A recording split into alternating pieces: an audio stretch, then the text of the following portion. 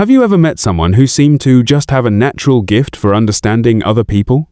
They appear to instinctively know how others think and why they behave the way they do, often predicting what they'll say or feel. These are the people who can talk in a way that others truly listen, or quickly detect when someone is lying or trying to manipulate them. Sometimes, they can understand someone else's emotions and motivations even better than that person understands themselves. It might seem like a superpower, but it's not magical. It's a skill that can be learned and mastered. Some call it emotional intelligence or social awareness, while others see it as similar to what a psychologist or psychiatrist does when meeting a new patient. Experienced FBI agents, detectives, or police officers also develop this skill with time. In this book, we'll explore how anyone can develop these skills without needing a psychology degree or CIA training. Reading and analyzing people is extremely valuable. We interact with others constantly, and understanding someone's character, behavior, and unspoken intentions helps us communicate effectively and get what we want. We can adjust our communication to reach people better, spot deception, and understand those very different from us. Whether it's checking social media, interviewing someone, or understanding if a mechanic is being truthful, reading people well is a priceless skill. Every person we meet is essentially a mystery. How can we know what's in their mind, what they're thinking, feeling, or planning? We can only observe external cues, their words, expressions, body language, actions, past behavior, voice, tone, and appearance. Humans are complex, and no one can completely know another person. But we can get better at observing and interpreting what's visible. Theory of mind describes our ability to think about others' thoughts and emotions. It's a model, not perfect reality. Our goal is to make the best guesses. By gathering accurate information and analyzing it, we can better understand people, just like an engineer infers a machine's function by studying it. The chapters ahead explore different models for understanding people. Using them together gives us a fresh perspective. What you do with this understanding is up to you, improving relationships, communication, spotting lies, or resolving conflicts. Strong observation and analysis are most useful when meeting someone new. Even people with low social skills can learn about others with enough attention.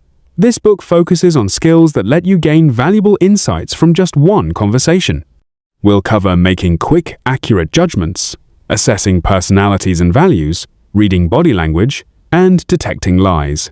This approach relies on logic and evidence, not just intuition.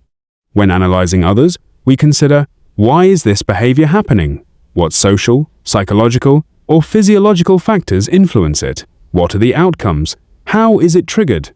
The following chapters guide structured, rational analysis of the complex people we meet, helping improve compassion, communication, negotiation, relationships, and self-understanding. Why you're probably doing it wrong. Many people think they're good at reading others, but we often overestimate our understanding. We tend to remember the times we were right and ignore the times we were wrong. Because of this, most people are far less accurate at judging others than they believe. When observing someone, context is crucial. You can't understand a person's whole nature from a single action, expression, or word. Observations should be considered within cultural and situational context. Repeated patterns are more meaningful than one-off events. Another common mistake is failing to establish a baseline. For example, if someone frequently smiles or makes eye contact, it doesn't necessarily mean they like or trust you, it could just be their normal behavior. Your own biases or emotions can also distort observations. Observation should always be contextual, cautious, and detailed. The goal is to synthesize information into a coherent understanding, rather than jumping to simplistic conclusions. The problem of objectivity. Start. People often perceive the same situation very differently. For example, one person might think someone was upset, while another thinks they were amused. This shows how subjective perception can vary. Research indicates only about 7% of communication comes from words. About 55% comes from body language. Tone of voice conveys roughly 38% of the message. This means relying solely on words can be misleading. To truly understand someone, you must consider both verbal and non-verbal cues, measuring social intelligence. Being a people person isn't proof that you can read others accurately. Scientific methods exist to measure this skill. Simon Baron-Cohen developed a social intelligence test where you infer emotions by looking at people's eyes. Scores lower than 22 are often seen in people with autism. The average score is around 26. This test shows how well you can understand others' emotions from minimal cues. It also demonstrates that not everyone has the same level of social skill, and hunches or intuition alone aren't always reliable. Understanding motivation as a behavioral predictor. Chapter 1 introduces the concept that motivation drives behavior. People act the way they do because of underlying reasons, desires, fears, or needs. Understanding these motivations is key to predicting how someone will behave. Motivation often stems from pleasure or pain.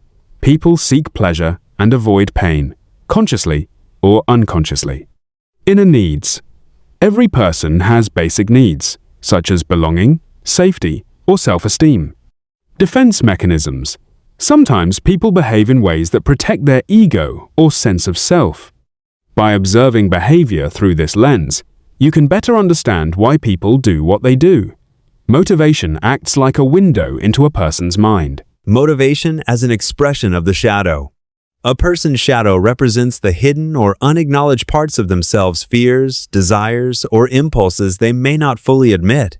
Motivation often emerges from this shadow. Observing patterns in behavior can reveal these hidden drivers. The inner child.